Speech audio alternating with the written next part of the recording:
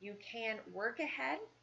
I don't suggest doing that simply because trying to read different chapters all together can be confusing. Also, each chapter tends to build upon what you learned before.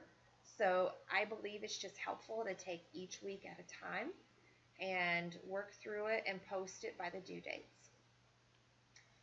When we get close to finishing up Unit 1, then you will start to see the Unit 2 information being posted. When it's time to take an exam, you'll come into this tab and you will know I have a folder for our exams and a folder for our projects. So when you're ready to begin thinking about your exam, you'll just come into the exam folder. Here are just general directions about any of the exams you're going to be taking. Okay, so it tells you in terms of the time limit, it tells you what to expect. It again reiterates the academic integrity policy about your work in this course. And then when you're ready to think about exam 1, you will just come to this folder. Here are the details for your first essay. I give them to you in advance so you can take your time writing it out. It's never a surprise. It is only a surprise if you don't look in this folder ahead of time. It also will take you a lot of time on your exam and waste your time limit if you don't write this in advance. So right here you can click on this link and it will give you all the directions and information you need to complete your essay in advance. When you're ready to take your exam 1, you will simply click on this link and you will begin. The same process is the same as if you were taking a quiz. There is a time limit. You will have multiple days in which you could go in and take this exam, but once you go in, you must complete it in that setting.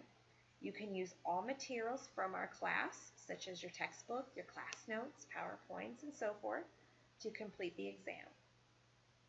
Here you can see already I have given you information. There are 44 quick answer items, meaning that those are multiple choice, true, false, matching, and then you'll have your essay component in there as well. You might not see this link yet showing up in your Blackboard. Again, I tend to have them hidden when it's not necessary or it's not time to do something. So from my instructor side, you are getting a preview of what is expected.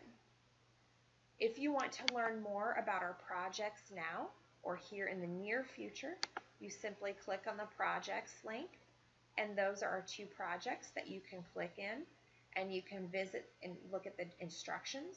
You can see how they are going to be graded, and also in there will be the submission link.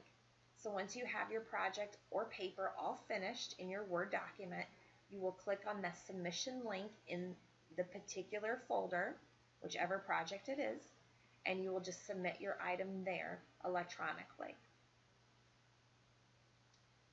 Obviously, the student grades are just for you to see how you are doing in the course. I suggest checking regularly because I do consistently keep your grades updated, and you can see how you're doing and you can make adjustments accordingly. Here is just an instructor link. You can click on this and you can read my biography so you can learn a little bit more about me. Again, we don't have the luxury of getting into all those details about my own educational background, teaching background, and my interests, and personal information about me and my family.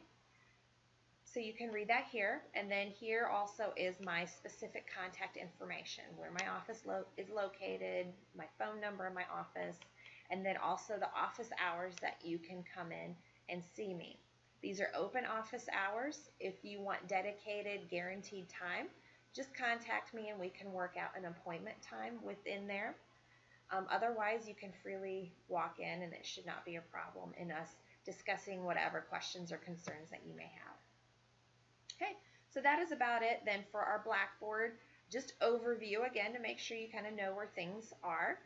I suggest you get going when it comes to finishing up whatever you need to do for our first week, and then jump right into getting ready with your Chapter 1 information, taking your Chapter 1 quiz, and completing your Chapter 1 assignment. All right, thank you, and I will move into then just a brief overview of the syllabus here in another video. So this should look very familiar to you. This is our course syllabus that I passed out in class. Again, I'm not going to spend a ton of time on this because we went over in class. I just want to hit the highlights, make sure you understand a few key points when it comes to requirements and expectations, and then you can freely email me or come see me if you have any further need for clarification. Again, this is just the cover page with all my contact information, office hours. Also down here, you're going to see the course description, the course learning objectives, the topics that you'll be exposed to this semester. So you'll take note here that most people think Introduction to Psychology or General Psychology course, that it's all about mental illness and treatment of mental illness. And that's not the case. There's so much more to psychology, and that's what you'll find in our textbook if you even glance through that. The mental illness and treatment is our last 2 chapters. There's so much more that is covered in the prior chapters to our textbook. So this just highlights all those different topics that we'll be covering. You'll come through here and you will notice that there are certain other pieces of information just basic to our course. Our course is a general education course for the behavioral and social sciences, and so we do assess how you're doing in this course in meeting this particular learning outcome objective. So we'll be having an assignment later on this semester. Nothing to worry about now, nothing to be concerned about, but we do have to collect something from you that shows that I am doing my job in meeting the expectations for this as a general education course. You will see here again our materials that you'll need for the course. You will need Revel access. As I mentioned in class, we use Revel just as a complement to learning this material. I only have so much time with you. This is a hybrid course, meaning that while other students may be meeting for 3 hours a week for a 3-credit-hour course, we are only meeting for 2. But that doesn't mean that there's less work.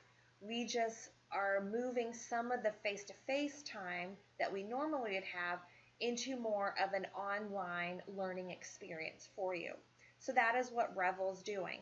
Not only will you have just a basic assignment for our course each week, you will also be expected to go into Revel to review the videos that are provided there for each chapter. I don't have the luxury of showing those videos in our class. And you will also need to engage in some of the other learning items that are in Revel, meaning the quizzes that they provide. Those quizzes are not graded by me. They are more of a learning tool for you, so you can test yourself on how well you understand the information. Those quizzes in Revel also may help you learn what I might be asking you in terms of quizzes or exams. So Revel is going to be used as a great complement learning tool to help facilitate some of that outside time that we just don't really get in class. So make sure you get your Revel code. You visit this web link here to enter your code and set up access to the course. And also make sure you have access to the textbook.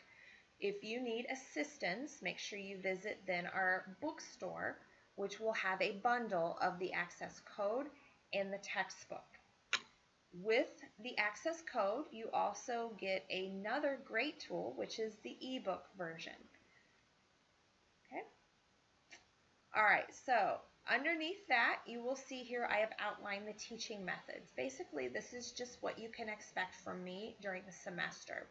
Again, I emphasize the nature of this course is a hybrid format. We get 2 hours of face-to-face time, essentially, and then there's 1 hour expected of you in terms of outside learning. Okay? In terms of what I will be doing with you all, you can see here that I will be doing some lecture. It's just part of the basic intro course. I have to give you information and help you understand that information to give you a good foundation. But also there will be some PowerPoints I'll give to you or show to you in class. We'll have some discussion in class. There's going to be some videos I will show you. There will be group work or working in pairs. There will be some other participation activities that we're going to be doing.